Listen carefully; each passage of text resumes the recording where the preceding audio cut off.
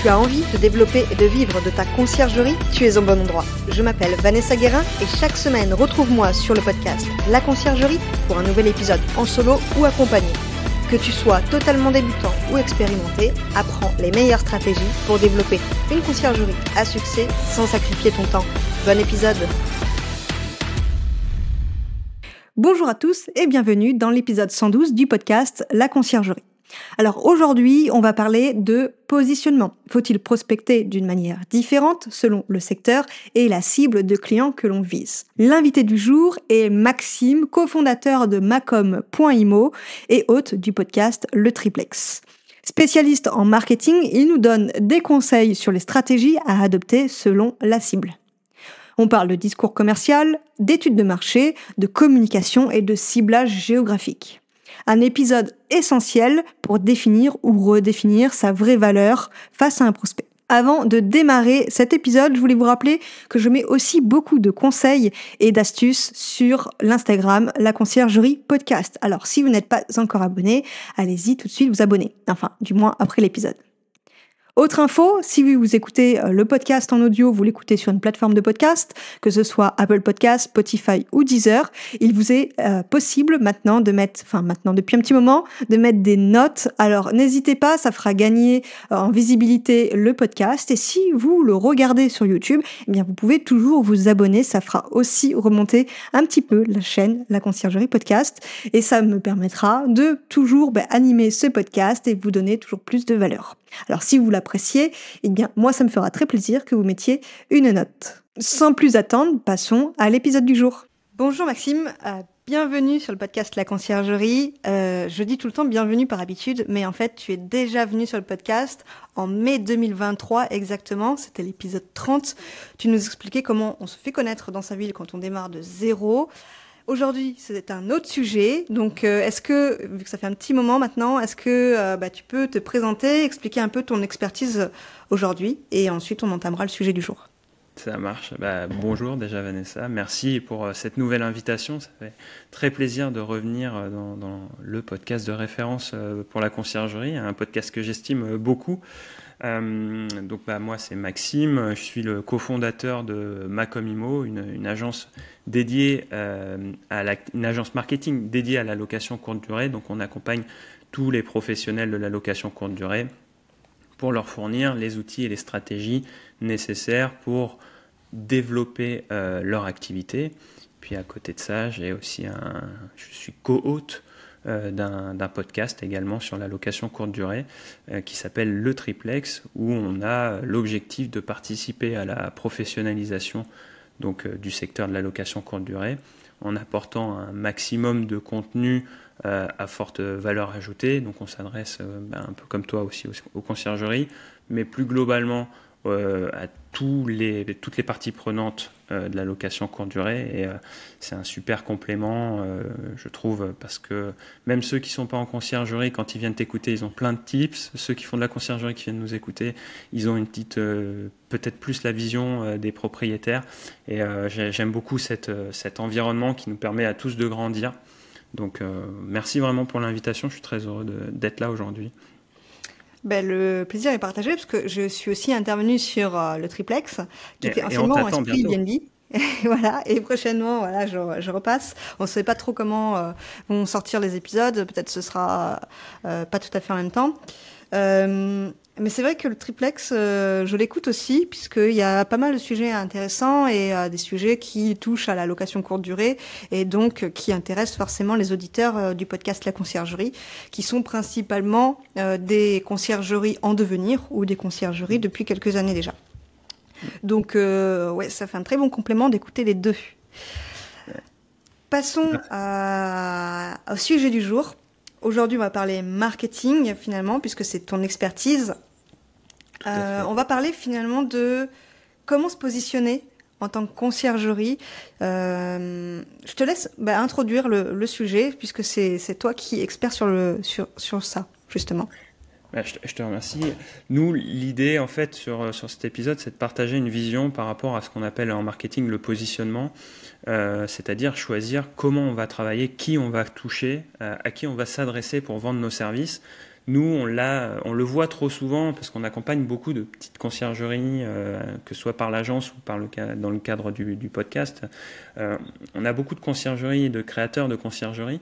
Et bien sûr, comme tout chef d'entreprise, comme tout producteur, leur focus se fait sur l'optimisation de la production, mais ils oublient la plupart du temps à qui ils vont vendre leurs services, et donc du coup ils vont voir tous les propriétaires, et ils essayent d'avoir le plus de logements possible en gestion. Donc ça, c'est une stratégie, mais du coup il n'y a pas eu le travail en amont de se dire mais ok, je sais ce que je vends, mais je ne sais pas à qui je vais le vendre. Et ça, c'est pour nous une notion fondamentale. C'est-à-dire que si on n'a pas défini son positionnement et ce qu'on veut faire, on ne va pas savoir vraiment à qui on va s'adresser. Et finalement, on va diluer notre expertise, on va diluer notre capacité de production et on ne va pas optimiser notre production aussi bien dans la gestion des biens, dans l'optimisation du matériel qu'on va pouvoir acheter ou même dans les process. Je prends souvent le cas de deux typologies d'exploitation pour moi pour une conciergerie qui peuvent différer. C'est-à-dire quand on va à une conciergerie qui va chercher à faire du volume avec plein de petits logements et celle qui va plutôt aller sur du haut de gamme. Déjà là on voit qu'on a un positionnement quand même qui est assez distinct et nous on voit des conciergeries qui sont capables d'aller gérer du studio jusqu'à la villa et qui vont avoir tout ça dans leur parc immobilier de gestion. Et en fait, il n'y a pas de synergie. Comment on peut optimiser à la fois un studio et juste après aller dans une villa qui a 6 chambres et une piscine? Comment en fait on va optimiser? Donc nous, voilà, l'idée c'est d'échanger aujourd'hui sur ce côté positionnement et après qui on cible en fonction pour voilà. Et puis tout ce que ça va apporter de bénéfique d'avoir travaillé sur cette stratégie marketing en amont, dans l'opérationnel, dans le commerce et sur toute la durée de vie en fait de la conciergerie. C'est vrai que quand on ne sait pas à qui on s'adresse, on s'adresse à personne finalement. Avoir une communication qui est différente selon le client, c'est hyper important parce que on va pas s'adresser de la même manière à un investisseur qui a plusieurs appartements type studio T2 que à, par exemple, aussi un propriétaire de sa résidence principale qui a une grande villa qui veut louer pendant ses vacances. Ça aussi, c'est pas le même discours. En revanche, beaucoup de conciergeries vont préférer le premier cas, les investisseurs. Mais il n'y a pas que les investisseurs, il y a aussi des personnes qui ont des résidences secondaires et qui sont vides. Donc, il faut aussi savoir les capter avec un discours qui, à mon avis, est différent. Tu vas nous expliquer, Maxime. Est-ce que tu peux nous expliquer ce que tu as en tête, comment on devrait finalement se positionner et définir ce positionnement quand on démarre, par exemple? Alors, déjà, la première chose, c'est qu'il n'y a pas de positionnement clé. L'idée, c'est pas de vous dire celui-ci il marchera mieux que celui-ci ou voilà. Il n'y a pas de bonne ou de mauvaise situation. c'est en fonction de ce que vous avez envie de faire et puis aussi de ce qu'offre le marché. C'est-à-dire que faire de la villa de luxe dans un endroit où il n'y en a pas, c'est peut-être aussi un peu compliqué. Il y a aussi on adapte son positionnement aussi à son marché. Mais comme tu le dis, il va falloir définir qui aussi on a envie d'aller voir. Ça ne veut pas dire qu'on se ferme des portes, mais il y a un moment où il faut quand même prioriser certains par rapport à d'autres. Et puis, ça permet aussi d'avoir un discours qui est adapté. C'est-à-dire que il y a forcément, quand vous allez parler directement au propriétaire, vous allez forcément l'adapter, mais le marketing, c'est aussi des outils de communication. Et un outil de communication, il faut qu'il soit adapté à sa cible. Et ça, vous maîtrisez pas, vous pouvez pas vous adresser à différentes cibles sur votre site internet, par exemple. Donc, il va falloir d'emblée avoir travaillé ça pour que le site soit percutant, pertinent pour les personnes qui viennent vous voir et celles que vous voulez toucher. Tu prenais le cas des résidences secondaires. Une conciergerie qui se dit tiens, moi ma cible c'est que les résidences secondaires parce que derrière j'ai un service d'intendance, parce que j'ai développé toute une offre de service. Et le discours il va être taillé, défini pour cette cible là, on va travailler sur la douleur, sur la problématique du client, celle qu'on va résoudre pour lui. Mais la problématique de quelqu'un qui veut louer sa résidence secondaire, ce n'est pas du tout la même que celui de l'investisseur. Tu parlais d'investisseur immobilier qui va avoir des T2 et qui veut optimiser son rendement. On n'est pas du tout sur les mêmes problématiques. On va enfoncer une porte ouverte, on va caricaturer un peu. Le propriétaire, l'investisseur qui a 4-5 biens, lui va vouloir maximiser son rendement, donc sa problématique c'est d'avoir un taux de remplissage maximal. Celui qui va louer sa résidence secondaire, il va vouloir gagner de l'argent, mais il va vouloir aussi éviter les dégâts. Et puis il va aussi peut-être pas avoir de temps du tout à consacrer à la gestion de la location courte durée. Il ne veut pas du tout être sollicité sur cette problématique-là. Et puis surtout quand il vient, lui, profiter de sa résidence secondaire, il veut être sûr qu'elle soit propre, que c'est pas le fait de l'avoir loué, d'avoir un peu gagné d'argent avec sa résidence secondaire, il veut pas forcément que ça impacte sa vie perso à lui. Donc on va être sur des discours qui vont être différents. Et ce discours-là, si on n'a pas fait le travail de ciblage, comme tu le dis, on va être obligé d'être très très généraliste et on ne va pas toucher sa cible. Voilà. Donc il faut, mais comme je le dis, la cible, il faut l'avoir identifiée sur un marché où elle existe. Parce que s'il n'y a pas de cible, on part à la chasse pour rien ramener. Voilà. Je rajouterais aussi le profil propriétaire de leur résidence principale qui veulent louer sur une période donnée, parce que ça m'est arrivé, moi, d'avoir des propriétaires de résidence principale qui ont des belles villas et qui veulent la rentabiliser l'été et ils partent autre part en vacances à cette période.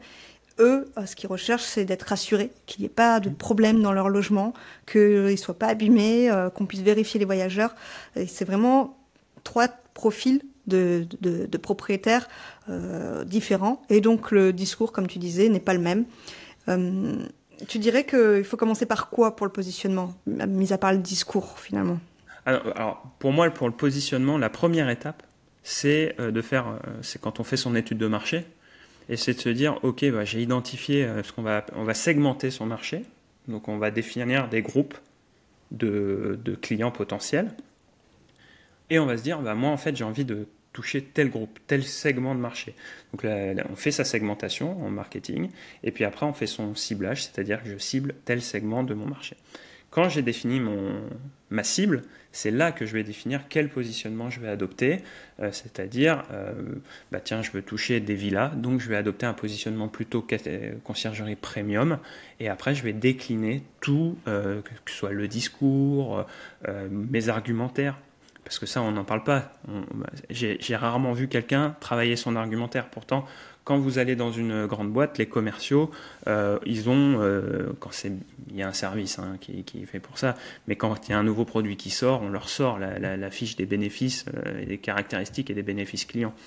Ça, quand on travaille son positionnement, quand on sait à qui on va s'adresser, on va pouvoir commencer à lister les bénéfices qu'on imagine. Et après, c'est au fil des échanges et des rendez-vous qu'on va affiner, se dire ouais, ça c'est quand même un argument clé qui revient souvent.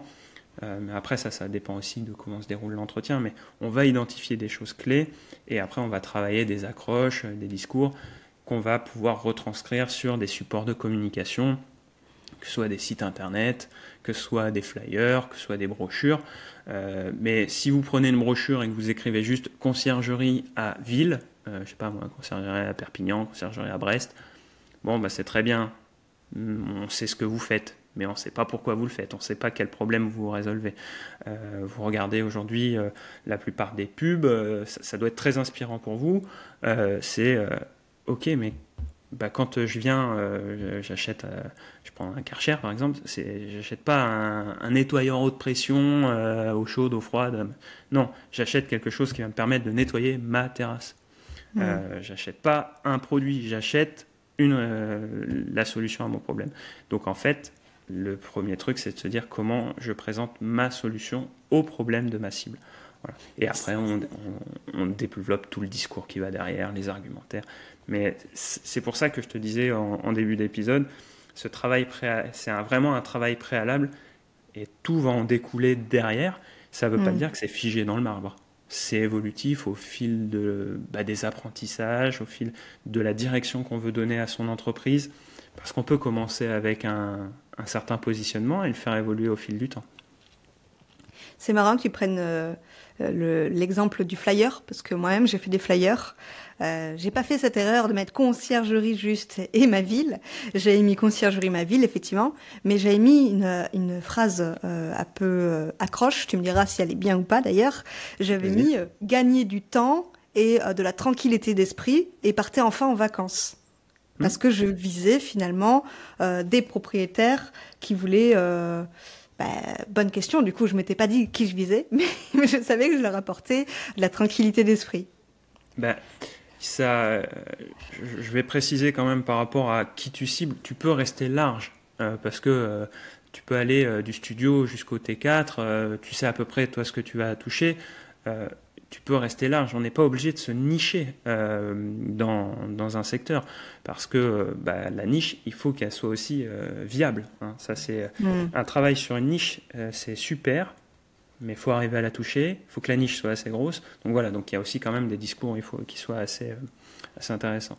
Mais par contre, là où tu dis, c'est que ce que tu disais, c'est je vous résous un problème et en plus je vous fais une promesse derrière. C'est-à-dire qu'en vous aidant sur votre problème, je vais vous permettre d'atteindre tel objectif. Voilà. Ça, c'est intéressant. L'idée, c'est que ce ne soit pas trop long non plus pour pouvoir être présenté assez rapidement, mais plus de soucis et partez tranquille en vacances. Voilà. Je sais qu'on avait reçu, c'était pour du SAV externalisé, l'idée, c'était soyez plus dérangés la nuit. On ne va pas te parler de service client externalisé. La promesse, c'est ne soyez plus réveillés la nuit.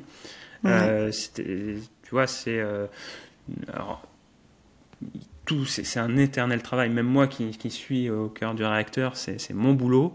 Même pour l'agence qu'on a, donc Macom Imo, je suis tout le temps en train de me dire, ah, mince, mais comment ma promesse, je la fais évoluer? Est-ce qu'elle est bien perceptible? Est-ce qu'elle est bien, est-ce qu'elle est vraiment assez claire? Est-ce qu'elle met tout on voudrait tout dire, tout ce qu'on fait, mais on peut pas. Est-ce que c'est pertinent? Est-ce que c'est pas trop restrictif aussi? Tu vois, des fois, tu vas te poser la question. Donc, en fait, on est tout le temps en train de travailler dessus, on le fait évoluer, on teste, et puis une fois qu'on a trouvé le truc qui commence à marcher, hop, on travaille autour dessus. C'est un travail préalable, mais qui ne s'arrête jamais. C'est Donc, sûr. Je dis souvent d'ailleurs aux personnes que j'accompagne, aux conciergeries que j'accompagne, que la fiche Google, hyper important, de mettre en avant les avantages de passer par eux, parce qu'aujourd'hui, on va être de plus en plus il va y avoir de plus en plus de concurrence. Qui soit de la bonne concurrence ou de la mauvaise concurrence. Ce que j'appelle mauvaise concurrence, c'est peut-être des conciergeries qui font ça un peu à la fiche Bristol. et, et la bonne concurrence, c'est des conciergeries qui se professionnalisent. Et il va falloir se différencier. Et je pense que mettre les avantages de ce qu'apporte la conciergerie en une phrase, en fait, je ne sais pas si c'est une phrase, mais en une phrase du moins, c'est ce qui va peut-être faire la différence. c'est exactement ça. Alors aujourd'hui, on a l'avantage quand même sur le marché de la location courte durée, c'est on commence à savoir ce que c'est une conciergerie. Mais il faut toujours se poser la question, mais si on ne savait pas ce que c'était une conciergerie? C'est-à-dire, il y a 10 ans, conciergerie, pour moi, une conciergerie, soit c'était la personne à l'entrée d'un immeuble, soit c'était les conciergeries de luxe. Aujourd'hui, on a fait évoluer ce concept-là. Mais il faut toujours que ce soit compréhensible et qu'on sache quel problème vous allez résoudre. Donc c'est vraiment un travail, voilà, mais c'est au quotidien. Et comme tu le dis, aujourd'hui, sur le marché, la conciergerie, c'est un secteur où il n'y a pas trop de barrières à l'entrée. N'importe qui peut se mettre sur ce marché, peut se lancer, travailler plus ou moins bien. Le problème, c'est ceux qui travaillent moins bien. Et on a quand même compris que l'essentiel, même quand on travaille moins bien, ceux qui savent vendre pourront vous piquer des parts de marché, même si vous travaillez beaucoup mieux qu'eux. Et donc du coup, il faut quand même bien avoir ça en tête, c'est que sur un marché où il n'y a pas de barrière à l'entrée et où des gens peuvent se focaliser uniquement sur leur communication, sur leur apparence, ça peut vous faire du tort, même si vous êtes les meilleurs de votre secteur. Donc il faut aussi Rester sur ses acquis, finalement. Ouais, faut pas. Alors, le bouche à oreille, c'est le meilleur, hein. Mais il faut quand même bien travailler aussi tout ce qui va autour. Parce que, comme je l'ai dit, pas de barrière à l'entrée, on se met trop en risque si on ne travaille pas son apparence. Des fois, on a des conciergeries qui ne sont pas pros, mais qui ont l'air pro. Et à côté de ça, on a des conciergeries pros qui n'ont pas l'air pro. celle qui va faire le plus de mal à l'autre, c'est celle qui aura l'air pro alors qu'elle ne l'est pas. Donc, des fois, il y a des petits détails qui sont à travailler, comme tu disais, sur sa fiche Google My Business, qu'elle soit propre, qu'on puisse répondre, faire une promesse tout de suite, expliquer simplement son service et faire une promesse. On a un site internet qui est propre, sur lequel on a un positionnement qui est clair, parce que c'est pareil pour faut s'imaginer en tant que client. Mettez-vous à la place du propriétaire, il ne sait pas ce que vous faites, pourquoi il vous appellerait? Mais attends, mais moi j'ai une maison avec piscine, l'autre elle me parle pas de piscine et tout. Moi, il faut que je gère ma piscine, donc il faut qu'elle ait du réseau de piscinistes, il faut qu'elle ait la conciergerie, qu'elle ait l'habitude de travailler avec ce genre de problématiques, c'est-à-dire aller remettre du chlore, j'ai vérifié le pH, enfin c'est des petites problématiques, mais pour un propriétaire, ça c'est un grain de sable, et moi je dis toujours, il faut éviter les grains de sable parce que c'est ce qui grippe le mécanisme et qui fait que sur cette phase d'acquisition de clients, faut que ça glisse parce que il faut pas créer du problème pour résoudre un autre problème. Voilà, faut être le plus clair. Et donc quand on travaille son positionnement et que par exemple on sait qu'on va s'adresser qu'à des maisons et potentiellement maisons avec piscine, on va le mettre en avant et donc du coup on va résoudre la douleur de ce client de se dire mais eux ils savent gérer la piscine. Voilà. Vous êtes spécialisé dans les appartements en centre-ville, vous avez un secteur très spécifique, un secteur géographique restreint, c'est de dire mais moi je sais gérer les problématiques dans ce quartier-là, non pas que je sais gérer le quartier, mais j'ai l'habitude de travailler dans des immeubles et donc du coup de travailler tout le discours que j'ai avec mes voyageurs pour éviter qu'ils fassent du bruit et que vous ayez des problématiques avec la copro. C'est des petits détails, mais quand vous avez trouvé une douleur sur votre cible, vous pouvez après en mettre des caisses. Voilà. J'exagère un peu, mais voilà. Et on va aller traiter la douleur, on va dire, voilà, mais avec moi, tu n'auras pas ça ou ça. Ce n'est pas que le fondamental. Il faut rassurer sur la gestion opérationnelle fondamentale, le linge, le ménage, tout ça. Mais après, il va falloir faire la différence. Et quand on sait à qui on s'adresse, c'est là qu'on fait la différence dans le discours marketing et après lors du rendez-vous commercial, quand on va aller signer le contrat. Mais si vous ne savez pas quelles sont vos forces parce que vous n'avez pas travaillé votre positionnement, c'est difficile après d'aller appuyer sur quelque chose que vous avez spécifiquement travaillé. Tu dirais du coup que ce positionnement-là et ces phrases finalement, ces avantages qu'il faut mettre, c'est important pour l'acquisition client uniquement? Ouais. Pour l'acquisition, pour la cohérence, la fidélisation aussi de tes clients, mais c'est vrai que pour l'acquisition, c'est le plus important parce que bien sûr, il y a tout le travail. Je vais différencier le travail actif et le travail passif en termes d'acquisition client. Vous allez faire du travail actif, vous faites un salon, vous avez un stand et vous allez arrêter tous les gens qui viennent, ouais c'est actif. Vous allez faire du porte-à-porte, déposer, et encore même déposer des flyers, on va plus être sur du passif parce que c'est pas vous qui allez tenir le discours. Donc dès que vous allez pouvoir rencontrer quelqu'un du bouche à oreille, vous allez adapter le discours, humainement on le fait forcément parce qu'on a compris qu'il fallait répondre aux questions. On déroule pas une liste d'argumentaires, on adapte par rapport on fait une petite découverte en amont avant de faire son déroulé d'argumentaire. Par contre, pour tout ce qui est passif, c'est là où il faut être très pertinent parce que vous pouvez pas répondre. Donc c'est la personne qui va lire, elle va lire votre flyer, elle va lire même si vous faites floquer votre véhicule.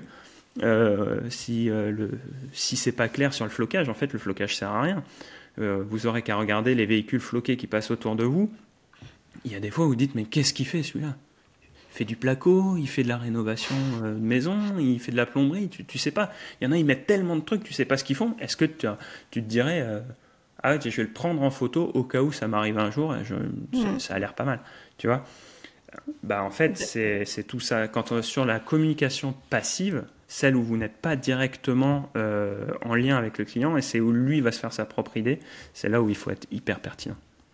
D'ailleurs, que penses-tu des cartes de visite où il n'y a que le nom de la conciergerie, le nom de la personne qui gère et son numéro de téléphone?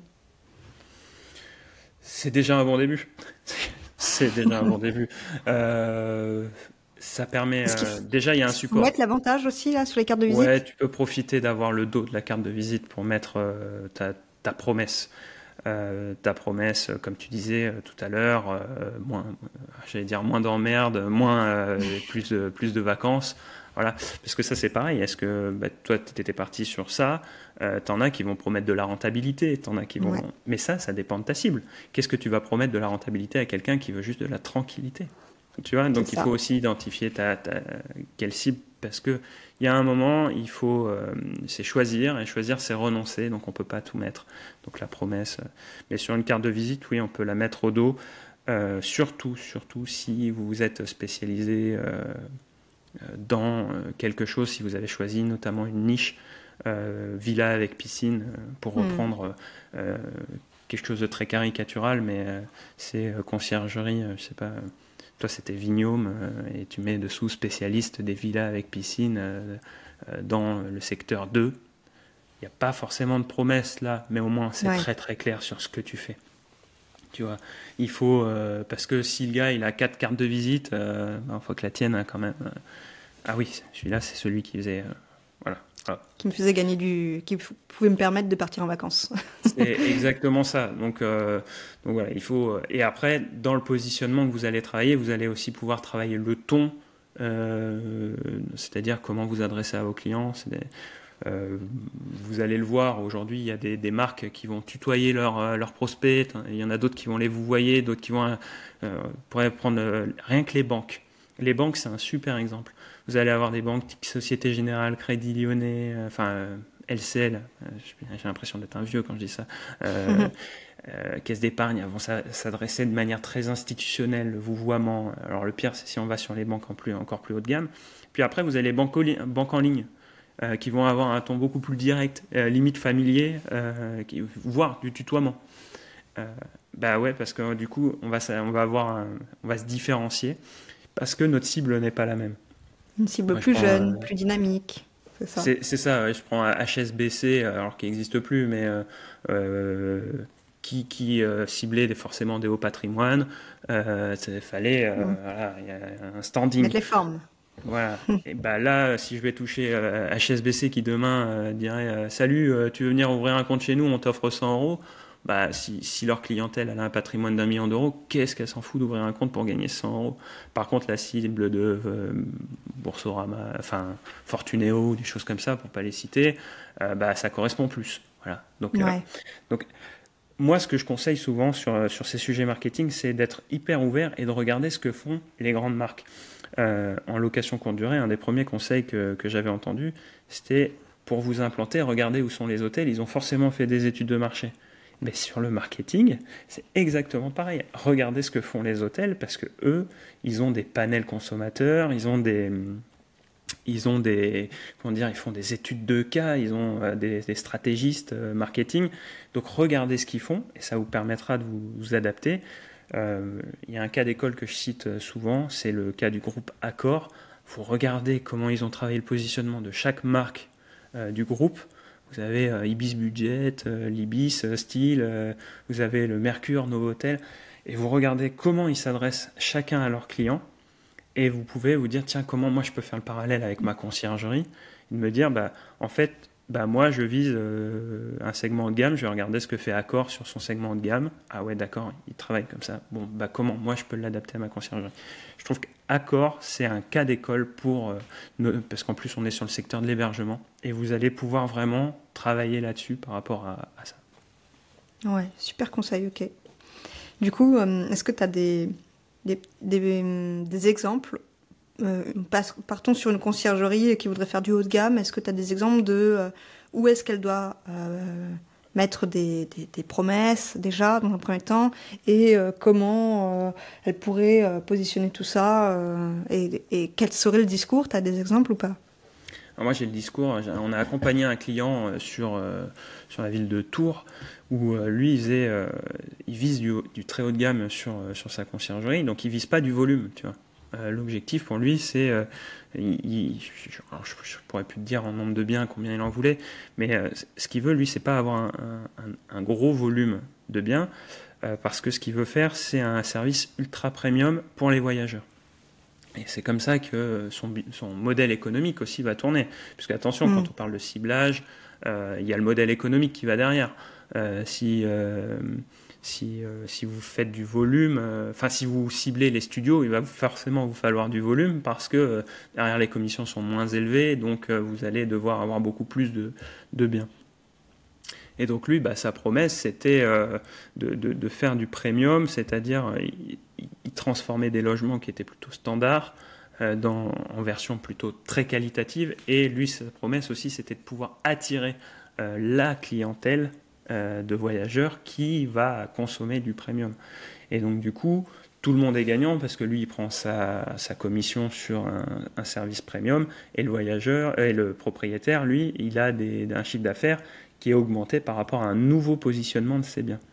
Donc c'était vraiment, lui, sa promesse, c'est je vous fais changer de catégorie et tout le monde est gagnant dans l'affaire. Tu dirais que du coup, il s'est positionné aussi en termes de prix plus élevés qu'une conciergerie qui ferait des appartements?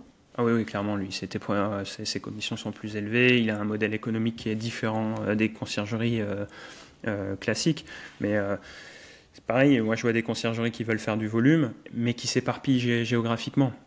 Là, pour moi, il y a un problème, non pas dans le positionnement, c'est un modèle économique qui est à travailler, mais il y a un problème dans le ciblage géographique, c'est de te dire, de toute façon, si tu veux faire du volume et que tu t'éclates géographiquement, et que tu as une demi-heure pour aller d'un point à l'autre et tout, comment tu veux que tes équipes puissent gérer? Donc tu es obligé de multiplier le nombre de personnes.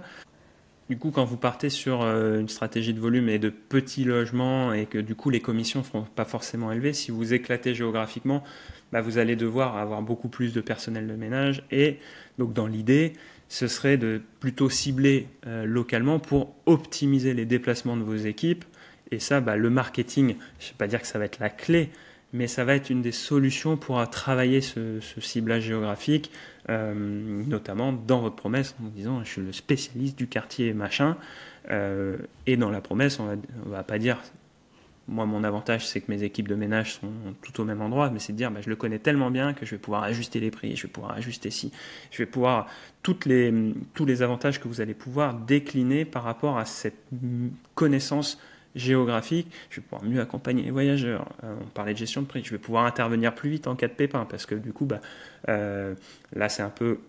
J'aime pas trop faire des argumentaires par rapport à la concurrence, mais de dire la conciergerie que vous avez, elle est éclatée sur toute la ville, ces locaux ils sont à l'autre bout. Soyez bien conscient que moi, comme je suis spécialiste et que j'ai un local ici, je vais pouvoir intervenir beaucoup plus vite, être beaucoup plus réactif, et mes équipes de ménage sont à côté. Si jamais il manque quelque chose, on peut répondre plus facilement.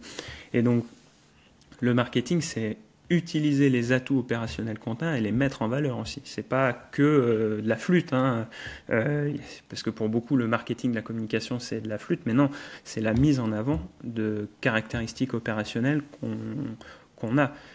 Si on fait pas mieux que les autres et qu'on fait dans la moyenne, on se démarque pas, et il y a un moment où ça sera peut-être problématique, parce que si quelqu'un se démarque, il viendra vous piquer des parts de marché.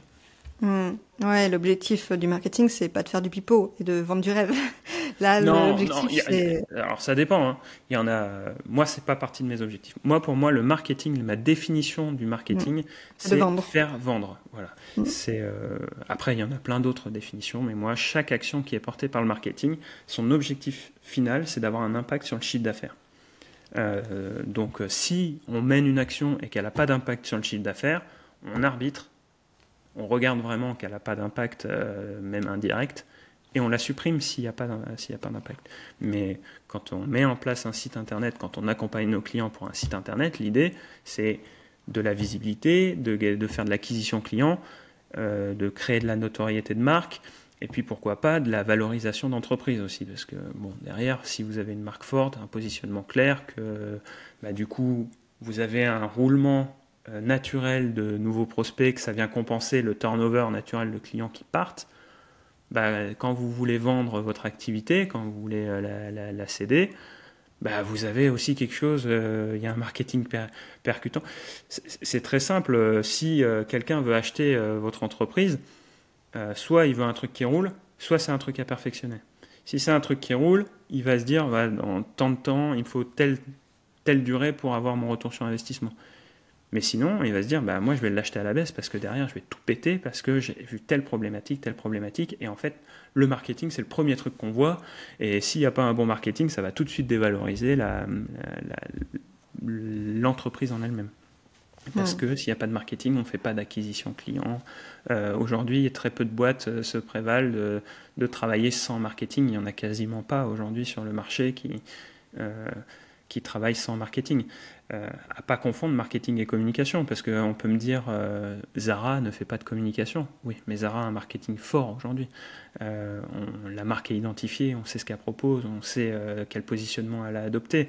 Ikea fait pas beaucoup de pubs et pourtant tout de suite, quand on cherche un meuble, on pense à Ikea. Donc il ne faut pas confondre marketing et communication. Toutes les marques aujourd'hui font du marketing et c'est pas forcément de la communication. Il faut bien nuancer les deux. Du coup, tu dirais qu'il y a aussi des actions commerciales qui doivent être différenciées selon le positionnement ou pas? Oui, parce que tu ne vas pas t'adresser de la même manière en fonction de ta cible. Si par exemple tu fais du volume, une action commerciale que je recommande à moindre frais, ce serait plus d'aller pour une conciergerie, tu vises un immeuble parce que tu dis tiens, dans tel secteur je veux travailler, je vais regarder où il y a toutes les boîtes à clés dans l'immeuble et puis je vais aller laisser un flyer dans la boîte aux lettres de chaque appartement où il y a une boîte à clés. Bon, si tu veux aller toucher une villa avec un flyer, bon, ça se tente, mais vaut peut-être mieux avoir une stratégie un petit peu plus poussée et essayer de rencontrer le propriétaire par un autre moyen que juste un flyer qui soit déposé à l'arrache. C'est-à-dire que ton coût d'acquisition client, il va dépendre aussi de ce qui te rapporte. C'est-à-dire que si tu fais du volume, ta prospection va être aussi en volume parce qu'il va falloir que tu ailles en chercher beaucoup. Alors que si tu es dans un cadre où tu te dis j'ai besoin de 15 clients pour fonctionner sur un segment haut de gamme, tu vas avoir une prospection haut de gamme aussi, une prospection premium parce que tu vas peut-être passer plus de temps en rendez-vous, tu vas peut-être plus... voilà, c'est comme si tu cherches des multipropriétaires. C'est pas en déposant des flyers comme ça, c'est peut-être plus en participant à des forums, en participant à des after-work dans ta zone où tu vas pouvoir les rencontrer, faire du réseau, avoir des agents immobiliers qui vont pouvoir aussi te rencarder. Si par exemple ta cible, ça peut être... Alors ça c'est très caricatural encore, mais comme ça c'est pour bien expliquer. Si toi ta cible c'est que les néo-investisseurs, admettons tu ne veux travailler qu'avec des gens qui n'ont jamais eu de bien auparavant, en fait tu vas pas aller prospecter ces gens-là parce que pour les toucher ils sont pas sur le marché puisqu'ils n'ont jamais eu le bien. Tu vas travailler qu'avec des apporteurs d'affaires qui sont des agences immobilières et tu vas créer des partenariats pour que eux te disent j'ai la conciergerie qui s'adresse que aux nouveaux. Voilà. Et alors après avec tout le discours, il faut trouver les arguments. Là j'ai pris un cas très caricatural, mais voilà. Et donc du coup la prospection elle va aussi être différenciée par rapport à ça. Je pense qu'avec quelqu'un quand on fait du premium, il va falloir aussi avoir un petit côté peut-être plus proche ou chose comme ça. Mais quelqu'un qui a une villa, si ça se trouve, une visio suffit. Mais il faut arriver à la toucher. Donc on ne va pas avoir les mêmes stratégies pour toucher ses clients parce que ce n'est pas les mêmes typologies, ce n'est pas la même cible. Finalement, en fait, quand on décide de se positionner sur un segment de clients, de propriétaires, tout va en découler. Que ce soit sa communication, que ce soit sa prospection, peut-être même son image de marque. Donc, il faut finalement... Et même même l'opérationnel. Moi, ce que j'aime dans le marketing, c'est qu'on touche à toute la chaîne de valeur, du départ à la fin. Et le marketing va intervenir pour mettre en avant cette chaîne de valeur, mais peut aussi intervenir sur cette chaîne de valeur. C'est-à-dire que quand vous envoyez vos factures clients, vous êtes qu'avec des investisseurs, le marketing il doit vous rappeler tu travailles pour des investisseurs, donc il y a peut-être des KPI à mettre quand tu envoies les factures pour leur dire ce mois-ci on a fait plus 12 ou moins 4 ou voilà, quelles sont les actions. Alors que si vous êtes sur un profil tranquillité, sérénité, c'est peut-être pas les mêmes indicateurs. Mais s'il n'y a pas eu de problème, par exemple, quand on envoie les factures, ce mois-ci, nous avons géré 46 problèmes, nous vous avons sollicité 0 fois. Il faut aussi toujours rappeler ce qu'on fait. C'est pas juste envoyer des factures, il faut aussi rappeler les avantages qu'on a. Et après, tout ça, ça va aussi être différent de si on fait du volume. Je prends toujours ces deux cas qui s'opposent. Mais quand on fait du volume ou quand on va faire du haut de gamme, donc on a forcément moins, on va passer pas forcément le même temps non plus à expliquer, parce que peut-être quelqu'un qui fait du premium ou un multi-investisseur, un multi-propriétaire, on va peut-être se dire, une fois par an, je vais l'inviter à boire un café dans mes locaux pour lui faire un bilan de la gestion de ses biens. Parce que je ne vais pas juste lui envoyer un texto pour lui dire, écoute, les 3 biens qui sont rue machin, ça commence à être dégueulasse, il faudrait peut-être mettre des travaux dedans. Non, il faut peut-être avoir une approche un peu différente. Et pour moi, ça fait partie de la vision qu'on a marketing, on englobe tout ça. Le SAV, la fidélisation client, ça fait partie des axes du travail marketing. Et forcément, si on a fait une promesse au départ, le marketing va faire que ce soit le fil rouge et qu'on intervienne dans cette promesse, elle intervient tout au long de la durée de vie du client chez vous. Voilà. Et du coup, j'ai une question qui me vient, mais comment on choisit son positionnement en fonction de son secteur ? Son positionnement, on va l'adopter en fonction de la cible qu'on a choisie, en fonction après aussi de ses envies, c'est ce qu'on a envie de faire. C'est-à-dire que, comme tu le dis, moi j'ai décidé...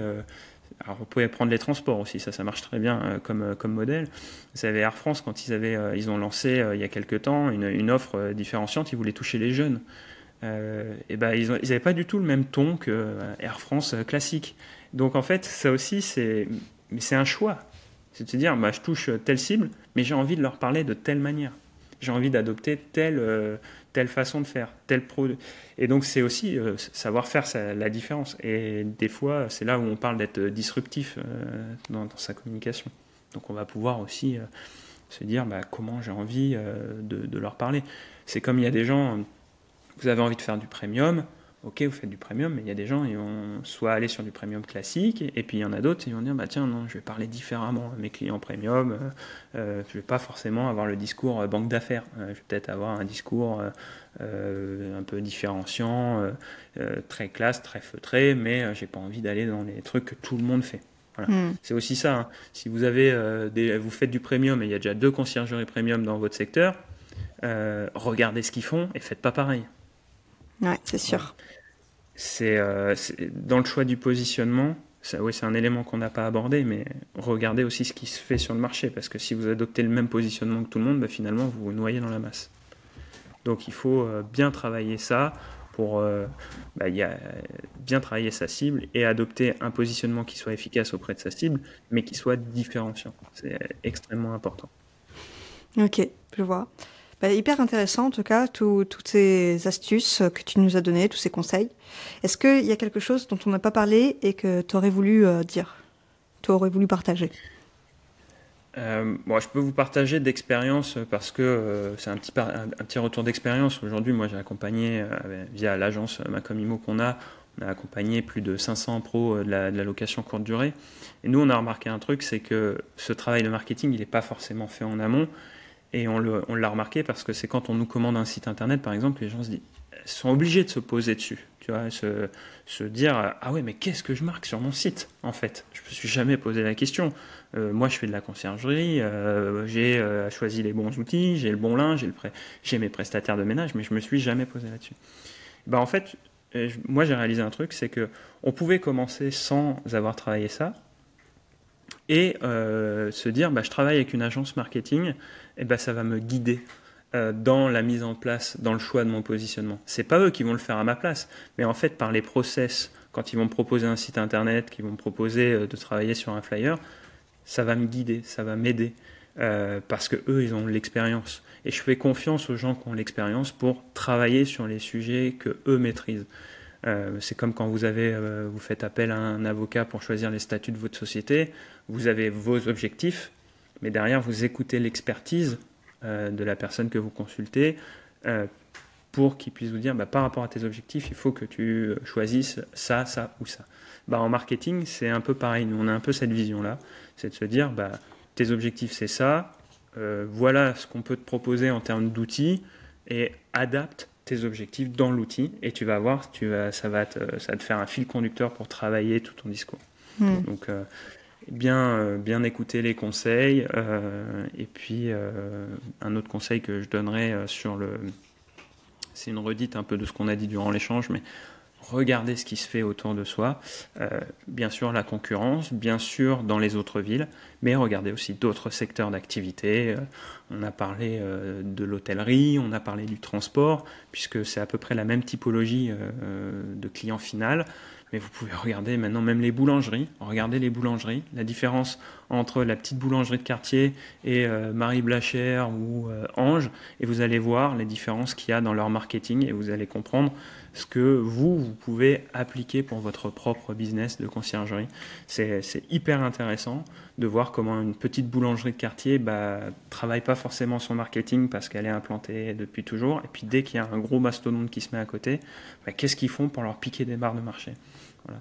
Regardez, il y a des clés, il y a des solutions, des trucs à faire, à ne pas faire, et c'est vraiment en regardant tout ce qui se passe autour qu'on se dit tiens, moi j'ai envie de faire ça, j'ai envie d'adopter tel ton parce que ça me fait marrer. Moi je crois beaucoup que le marketing ça doit nous faire marrer, ça doit nous permettre d'acquérir des clients, mais si on n'est pas à l'aise avec, comment on veut arriver à convaincre quelqu'un si on n'est pas convaincu soi-même? Voilà. Donc c'est un travail, et voyez toujours le marketing sur le long terme. Pas une action au début, je lance ma boîte, donc c'est un logo, un choix de couleur, je mets en place mon site et puis après, hop. Non, c'est un travail qu'on fait sur tout au long de la vie de sa boîte. Voilà. Ok, très bien. On rappelle aux auditeurs que macom.imo, vous faites des sites spécialisés pour conciergerie, mais pas que vous faites, mais là je parle de conciergerie parce que c'est vraiment les auditeurs du podcast, et que vous êtes axé sur le marketing pour les conciergeries aussi, type, ce que tu as dit, brochures, flyers, de mémoire. Du coup, tu peux même en dire plus parce que ce sera mieux que tu en parles toi. En fait, c'est tous les services marketing qui vont permettre aux conciergeries, notamment, qui vont leur permettre de gagner en visibilité. Notre premier produit, forcément, c'est un site un site vitrine pour valoriser à la fois l'image, gagner en visibilité, appuyer l'expertise et la légitimité des conciergeries. Et puis après, on peut décliner tous ces produits-là sur des flyers, sur des plaquettes, sur du flocage de véhicules, sur vraiment tous les outils. Là, on va faire du sur-mesure. Nous, l'idée dans la construction de Macom.imo, c'était d'avoir des produits qui soient performants, efficaces, qui atteignent l'objectif que j'ai dit, de gagner en visibilité, d'avoir plus de clients, d'appuyer la légitimité, mais dans un tarif aussi qui soit compétitif. On a accompagné beaucoup de créateurs de conciergerie. Donc du coup, on a développé un modèle qui nous permet aujourd'hui d'avoir des tarifs hyper intéressants pour ceux qui se lancent, ou pour ceux qui veulent changer leur site internet, pour pas que ce soit un budget extravagant, et surtout que ce soit opérationnel très rapidement. Donc pour aller voir ce qu'on fait, en plus on met en démonstration nos sites notamment. Il suffit de taper macom.imo dans la barre de recherche, on tombe directement sur notre site, et là vous pouvez découvrir tout ce qu'on propose, notamment les sites pour les conciergeries, les modèles qu'on propose. Voilà. Ok. Parfait, on mettra le lien de macom.imo sous l'épisode du podcast. Et bien, je te remercie Maxime pour tout ça. Au plaisir d'échanger sur le sujet du marketing, et on se revoit bientôt dans le triplex. Ça marche, on t'attend avec impatience. Et je rajouterai un petit truc, si vous dites que vous venez de la part de Vanessa pour un site, pour une chose comme ça, ce qu'on fera, c'est qu'on vous fera un petit cadeau. Je vous en dis pas plus parce que si vous écoutez le podcast dans 2 ans, le petit cadeau, il aura peut-être évolué en autre chose, mais dites que vous venez de la part de Vanessa et nous, on vous fera un petit cadeau en plus pour vous aider dans le développement de la visibilité de votre activité de conciergerie. Avec plaisir. C'est très gentil en tout cas pour les auditeurs. À bientôt. À très bientôt Vanessa. Et pas si vite, tu as apprécié cet épisode, tu peux le partager à ton entourage ou encore mieux, laisser un avis 5 étoiles sur ta plateforme d'écoute préférée et un commentaire. Je te dis à bientôt.